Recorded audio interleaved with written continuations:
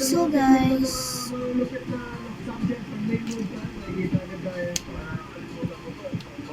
wala akong magawa. 5 na. 5.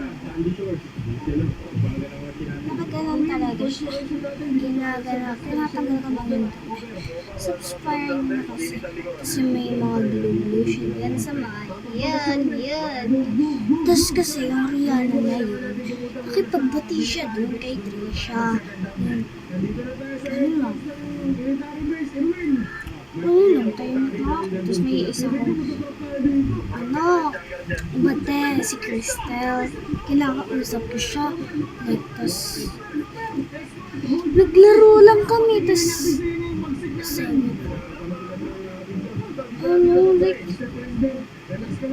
tapos tinatawag niya ako sa mga laro. Ano yun? Andyan lang nanay, ang bait. Bait-bait. Ayaw ko talaga kay Trisha. Kasi may kaklase ako. Best friend ko siya. Lahat ng binigay ko lahat sa kanya kahit ano. Tapos naging bote ko na. Tapos sabi niya, never na never, mamatay man ako. Mamatay. Pumunta man naman ako sa impyerno. Ginanon ko siya. Kasama pamilya mo. Sabi niya, huwag na lang, magkikipagbati na lang ako. Siyempre, huwag kasama yung pamilya. Ganun. Sabi niya lang napunta siya sa impyerno. Pero di niya tinupad.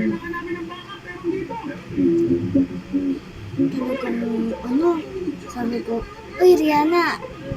Nakaganon lang siya. Diba?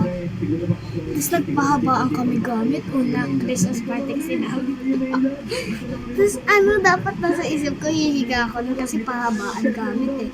Napanalo yung boys. Hindi ako nakapanalo. Hindi ako panalo sa mga games. Kahit isa lang games. Nagdalaw pa ng plastic sa mama. Kanina mo nanalo.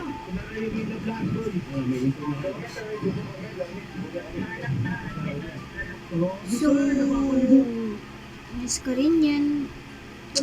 And, part 6 na tayo. Tapos na yun si Tapos question natin. Bye-bye. Tapos na tayo. And part 6 na tayo. Matatapos ng vlog natin. Joke.